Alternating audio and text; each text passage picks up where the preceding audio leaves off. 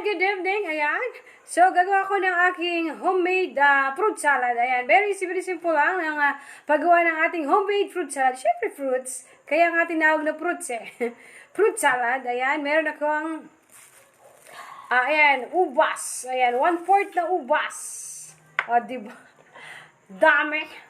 1/4. Ayan, ang pipiliin nyo is yung talagang fresh ha. Yung katamtaman lang ang hinog. Huwag naman hinog na hinog. Yung overripe, hindi pwede. Para hindi masarap. Dapat yung crunchy. Yung ganito lang, yung kasagaran lang ang hinog ng ating ubas. Ayan, ganyan. Then, oranges. Ayan, orange. Ayan. Kayo, bahala kung ilang orange ang gusto nyo. More on orange is good taste. Ayan. Sa ating fruit salad. At saka apple. Ayan. Kailangan po ang ating apple is tricks ba? Pag pulang-pula, ayan. Ang ibig sabihin, fresh na fresh.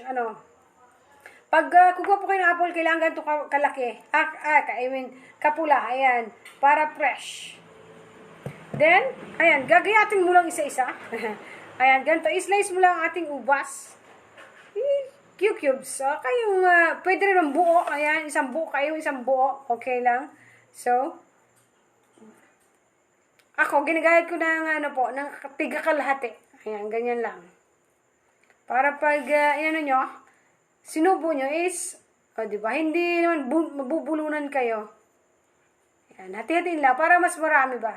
Ayan, so may nahati na rin ako, tsaka orange, tsaka yung ating, ang tawag dito, apple. Ayan, kailangan yung apple yung swak lang sa bibig Katamtaman lang po. Tapos cubes nyo siya. Ganito lang po kalaki. Sobrang laki. Ayan, cubes nyo lang po na ganyan. Diba? Yan lang po. Very simple. Then, lagyan nyo siya ng mayonnaise.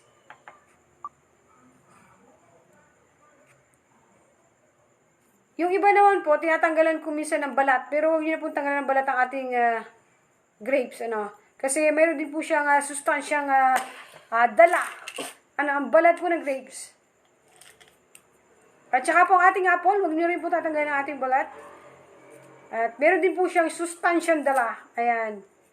Yung balat po ng ating apple. Pero pag minsan, may mga maarte, pwede na rin po tanggalin natin yung balat. Depende sa inyong kagustuhan. Kayo masusunod sa inyong mga kagustuhan. Ayan. Pwede rin mabaltan. Babaltan ko na pala. Diba? And then, i-cubes nyo lang siya. Cubes. Palit-ulit unlimited. Para, lubusan nyo maunawaan at maintindihan. Ayan. Hindi na po ito niluluto Ginagawa na lang po ito. Very simple lang po na paggawa ng ating homemade fruit salad. Ayan, prutas lang. Prutas lang sapat na. Diba? Para po masayang kainin ang prutas. Kasi pag single mo siyang kakainin, parang hindi masaya. So, gawin niyo po siyang fruit salad. Kaysa bumili kayo ng fruit cocktail, 300 pesos na po yung malaki. Kunti na laman. At saka ang laman lang po nun is kunting lang po yan. Pineapple and papaya lang po ang laman nun. Hindi rin po masyadong masustansya. May sustansya kaso hindi swak na sustansya. Kasi more on pineapple lang po ang ating fruit cocktail. Then kaunting cherry. Ayan, tsaka more on papaya po talaga yun.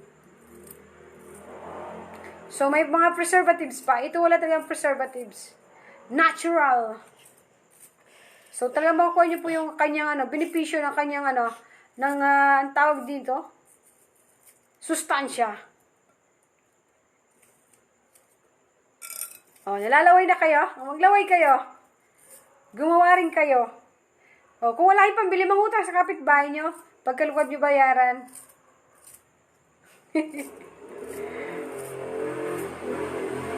Ayan, then, yun tapos na. So, lalagyan natin siya ng mayonnaise. Tsaka more on, sa ating fruit salad, kahit sa naman po salad, more on, cheese is a good taste. Tsaka and mayonnaise. And kailangan po yung mayonnaise nyo is yung, wag yung kinikilo-kilo. Yung branded po. Magnolia, ayan. Tsaka, yun, pwede rin ladies choice, ayan. Ayan, talagang swak po at creamy ang ating fruit salad kung talagang quality rin yung ating ilalagay na na mayonnaise. Ayan. Bibi pa yung ating kutsara ang bibi dyan. Then yun lang po, halu-haluin lang ang ating fruits. Ayan.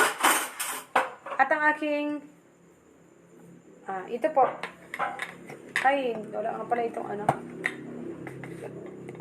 O, nilagay ko na po sa lagayan kasi ito po yung ano, malaking magnolia na ano po talaga to. Creamy. O, sa gusto po ng magnolia na mayonnaise, meron po akong tinda. Talagang creamy po ang lasa nito. Kahit saang lutuin. Yan. Sa sisig, yan. Ito rin po ang ginamit ko sa aking sisig. Yan. Halu-haluin lang. Para mag-mix po ang ating mayonnaise at saka yung ating mga fruits. Ayan.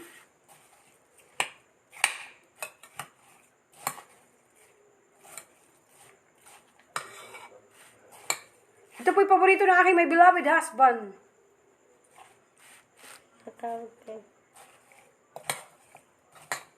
Yes, honey, wait lang. Tinatapos ko lang ang ating fruit salad. Ayan.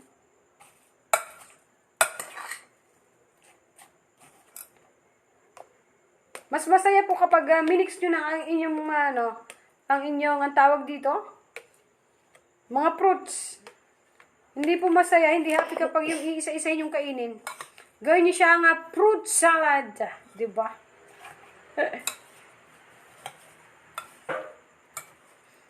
Ay, kita nyo dyan? Andare. Ayan, more on the mayonnaise is a good taste ng ating fruit salad.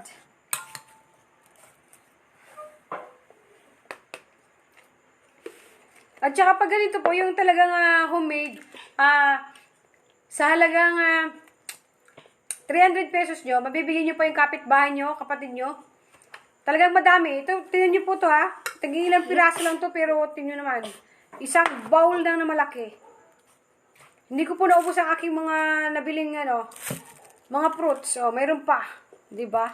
Yung pinakita ko po sa inyo is mga tira pa to. Pwede pa po ito sa next days. Ayan. Basta ang pipili nyo lang yun sa mga prutas is fresh talaga yung bago. Para kahit i-rip nyo po, i-fridge nyo. Talagang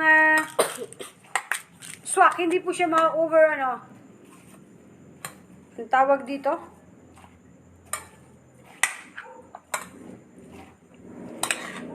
Ayan, haluin lang.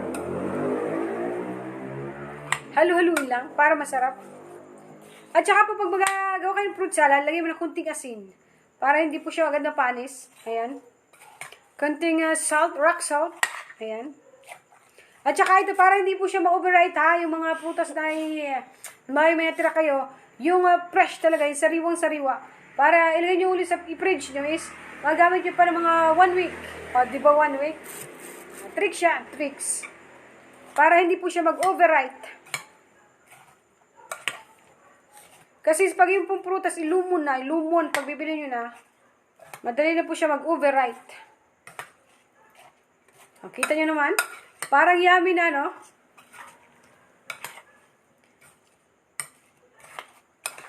Yan, ganyan lang po ang paggawa natin fruit salad. Kaya po sa Pasko, bagong taon, pag may mga tira kayong mga prutas, pwede nyo na po siyang gawing fruit salad. Hindi na po kayo bibili ng fruit cocktail. Mas tipid pa kayo. Isa ipabulok nyo po sa inyong sa inyong lamesa, ang inyong mga prutas. Gawin nyo siyang gawin nyo na siyang fruit salad. Meron pa kayong panghimagas. Haluin po na haluin para masarap. Para pantay ang lasa. Walang tira. Tara, sarap na, baby.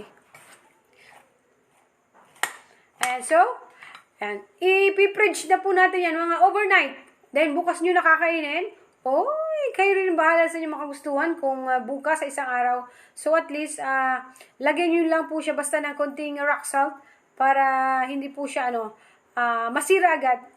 Sometimes po yung nasisira talaga. Kahit po, naka-fridge ang ating mga pagkain. Sometimes, ayan. Sana naman po sa mga lutuin, kailangan magluto ng